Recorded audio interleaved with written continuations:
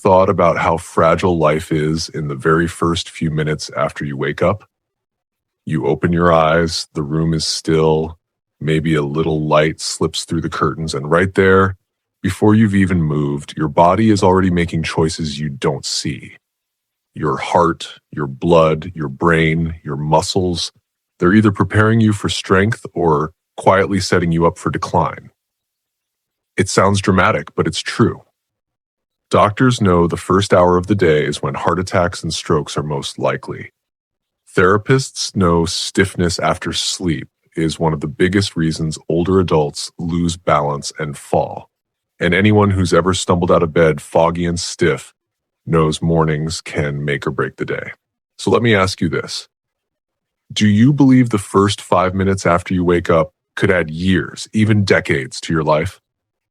Not with pills, not with surgery, but with a few simple choices you make before breakfast. I met a man named Daniel who proved it. He was 67, a retired carpenter. His greatest fear wasn't death, it was becoming useless.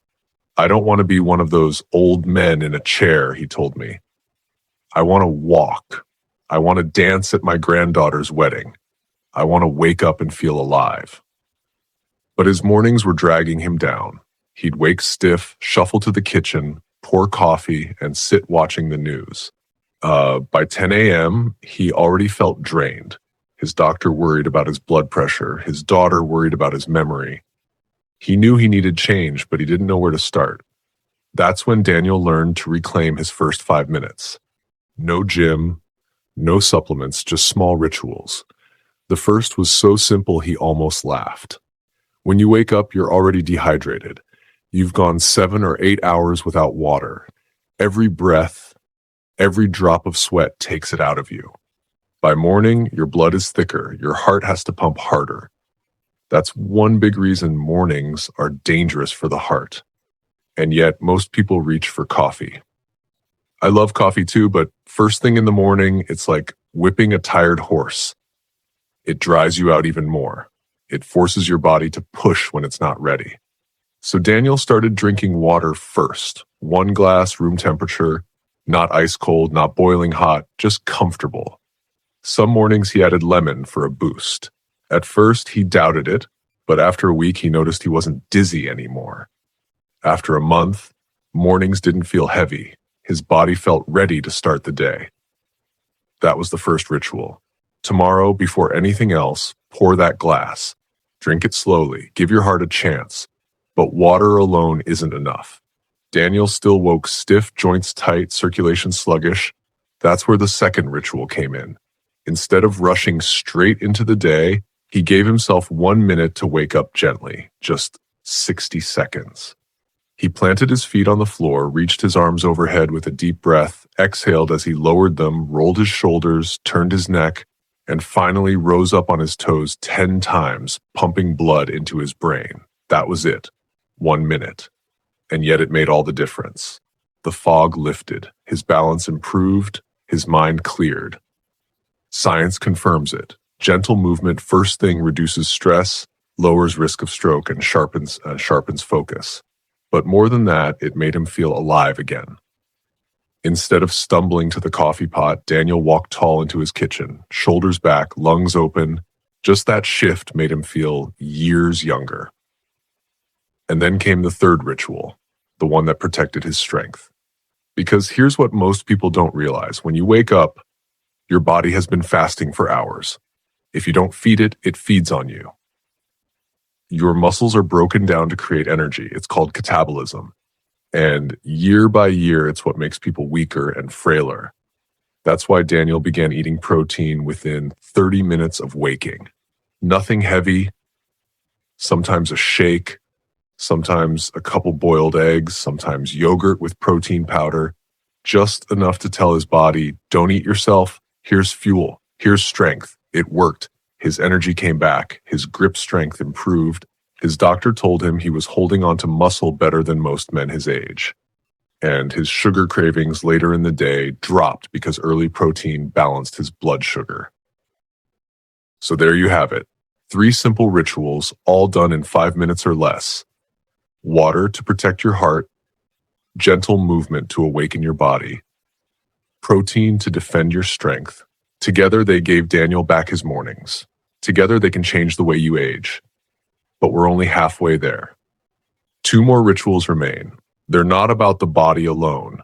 They're about independence and the mind that defines who you are. That's where we'll go in the next part. For now, I'll leave you with this question. Which ritual will you try tomorrow morning? Will you start with water, with movement, or with protein? Say it out loud. Put it in the comments. Because when you declare it, you make it real. And tomorrow morning, when your body's waiting for your command, you'll know exactly what to do. Have you ever noticed how quickly stiffness sets in after a night of sleep? You swing your legs out of bed, try to stand, and for a few moments your body feels older than it should. That's not weakness. That's biology. While you sleep, your joints dry out, the fluid that cushions them thickens, and your muscles stiffen. If you push your body too quickly, bone grinds on bone, and pain is the result. For many people, that slow wear and tear is what eventually steals their freedom. I've seen it happen. A friend of mine, 80 years old, sharp as ever in the mind, but one fall changed everything. His independence was gone. Not because his spirit was weak, but because his mobility had slipped away unnoticed. That's why this 4th ritual matters so much. It's not exercise, it's insurance. Just 90 seconds that tell your body, I'm not here to break you, I'm here to prepare you. When Daniel learned this, it was a turning point. Right after his circulation warm-up, before he left his bedroom, he sat on the edge of the bed. He rotated his ankles 10 times each way. He circled his knees gently. He stood, holding a chair, and twisted his torso left and right, loosening his spine. Then he leaned side to side, feeling the stretch in his hips. Shoulder rolls, deep breaths, a small sequence under 2 minutes, but the difference was profound. Mobility is freedom. Lose it, and you lose the ability to dress yourself, to climb stairs, to walk across a room without fear. But practice it, even lightly, and you keep balance, coordination, and strength long after most people give them up. When Daniel started, he thought it was nothing, just little movements. But months later, when he bent easily to pick up his granddaughter, when he twisted to reach a tool in his workshop without pain, he realized those 90 seconds were priceless. So that's the 4th ritual. Protect your mobility, because every step you take in the day depends on it. And now, the 5th ritual, the most overlooked of all. You can hydrate, you can move, you can eat protein, you can stretch, but what good is it if your mind fades? If your thoughts scatter, if your memory slips, if your awareness of life dulls? The truth is we spend so much time training the body, we forget the brain is a muscle too. And like any muscle, if you don't use it with intention, it weakens. Here's what Daniel did. Before the noise of the day could rush in, before emails, phone calls, or television, he sat in silence for 1 minute. He closed his eyes and simply remembered the day before, but in reverse. What did he eat for dinner? Who did he speak to? What color was the sky that afternoon? What emotion stayed with him the longest? Piece by piece, he reconstructed the day. It sounds simple, almost strange, but neuroscientists have confirmed its power. This practice builds what's called cognitive reserve, your brain's ability to stay strong even as you age. People who do it daily stay sharper longer. Their minds adapt even when others begin to fade. And beyond science, it grounds you. It reminds you that yesterday mattered, that today is worth noticing, that life is not just something to get through, but something to pay attention to. Daniel came to love this ritual most of all. At first, it was just memory training, but soon it became gratitude. He realized how much of life he had been rushing past. A conversation with his daughter, the way the trees looked in autumn light, the sound of his granddaughter's laughter. He said to me once, "It's not just my memory that's improving, it's my presence. I feel like I'm actually living my days again." That's the 5th ritual. 1 quiet minute of clarity. 1 moment to say to your mind, I am awake, I am aware. I am still learning. So here we are, the 5 rituals: a glass of water to protect your heart, a minute of gentle movement to awaken your body, early protein to defend your strength, mobility practice to protect your freedom, and 1 minute of clarity to sharpen your mind. 5 minutes total, 5 acts of discipline, 5 choices that could give you 5, 10, even 30 more years of vitality. People will tell you aging is decline, that growing older means surrendering to weakness, stiffness, and forgetfulness. But that's not truth. That's just the story told by those who never chose otherwise. You still have a choice, every morning. In those first fragile minutes when your body waits for your command, you get to decide whether you will honor your strength or let it fade. Daniel made his choice, and when his granddaughter's wedding came, he not only walked on his own, he danced. Slowly, yes, but with balance, with grace, and with joy. He told me afterward, "Those 5 minutes saved me.